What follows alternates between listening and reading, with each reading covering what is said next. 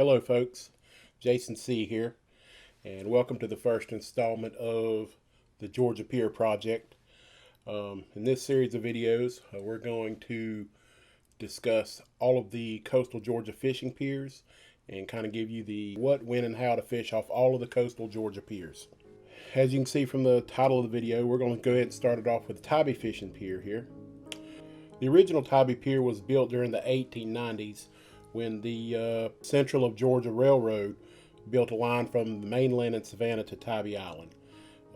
The construction of the Tybee Pier finished in the mid-1890s, and at that time it was known as the Tybee Pavilion. The Tybee Pavilion served as the crown jewel of all Georgia beach attractions for many years and entertained countless beachgoers until it was destroyed by a fire in 1967.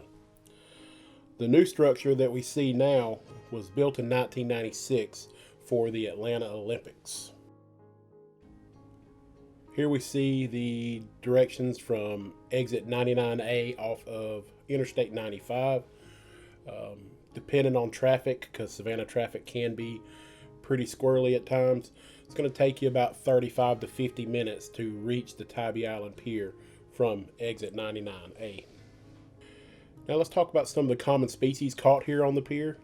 Of course, same as all Georgia piers, whiting is a frequently targeted species, but also you can catch Atlantic croaker, sheep's head, spadefish, spot, flounder, stingray, and black drum are some of the more commonly caught species.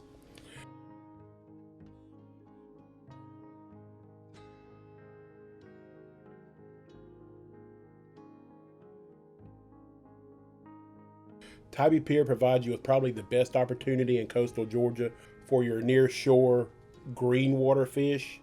Because it is the only pier located directly on the ocean, you do have the opportunity for some green water species when the tide gets high and conditions are just right. By that I mean you can go after your jumbo jacks, cobia, several different shark species, even Spanish and king mackerel. I even caught a barracuda off there several years ago. This is pretty well the only pier in Georgia where you have a realistic opportunity to target those green water species. Your best fishing methods, your standard bottom fishing rigs, your high-low or chicken rigs, slip sinker or Carolina rigs with a flat sinker to keep the current from moving you back and forth, and of course your standard slip cork rig are all popular methods of fishing here. Artificials that I've had pretty good success with on the pier, whatever soft plastics you prefer, jigs, bucktails, heavy spoons, gotcha plugs are one of my favorites to fish with off the pier, especially when the bluefish and Spanish mackerel are running. It's always a good idea if you can to keep a casting bait ready, either a heavy bucktail or some type of spoon, or if you've got a live bait that you can keep alive somehow in a bucket, for when you do happen to see some type of fish cruising the surface, be it a big jack, cobia, shark, barracuda.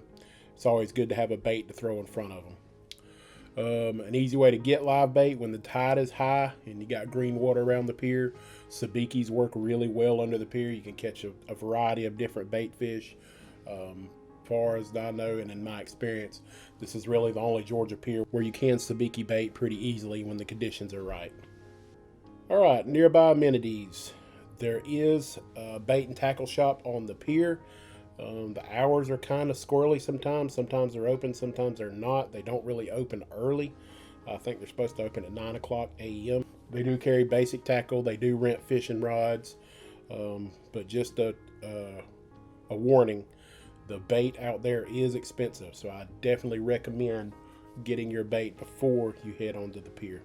The pier does also have a fish cleaning station. There is a basic refreshments offered on the pier, food and drink, even adult beverages, and there's also some really nice bathrooms on the pavilion end of the pier. The pier does provide shade at the end, and there also is some basic seating. One of the few Georgia piers that does have a shaded area out at the end.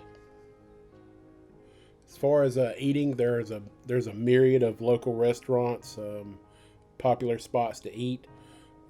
Pretty much any type of fare you can think of, you can find it on Tybee Island. So I would definitely recommend checking out some of the more famous spots whenever you're around.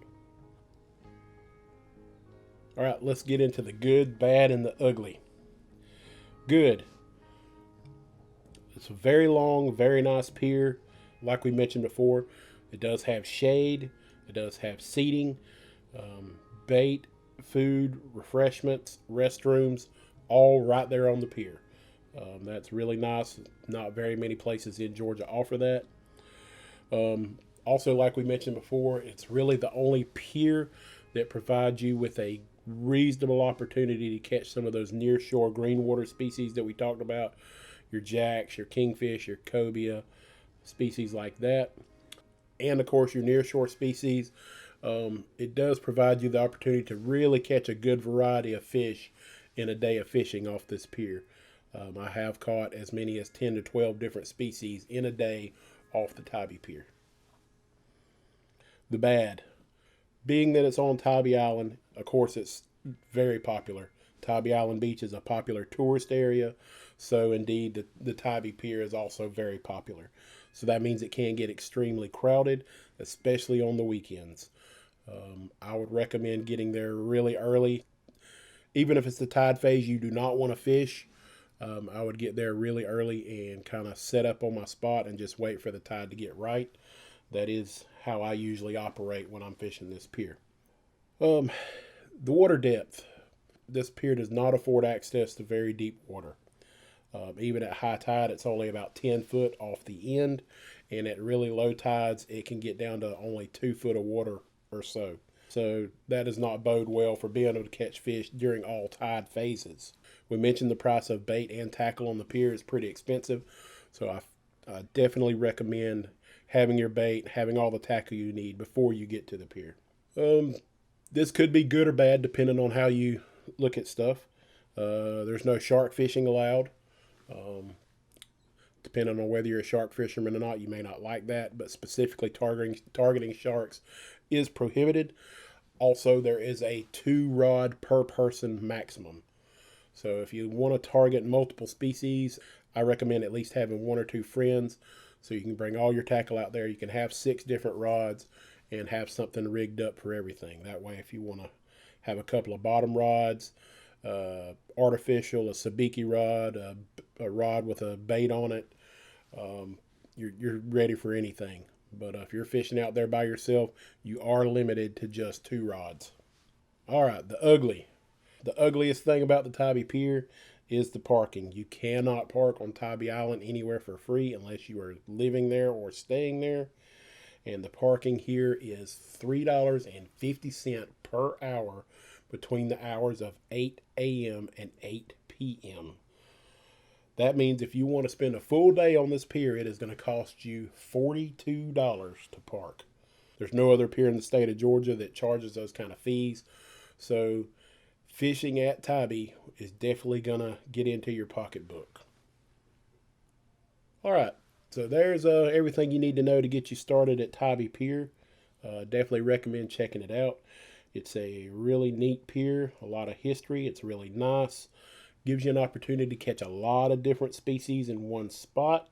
So pack your lunch, but like we said, you also need to pack your wallet. This is Jason C. Later.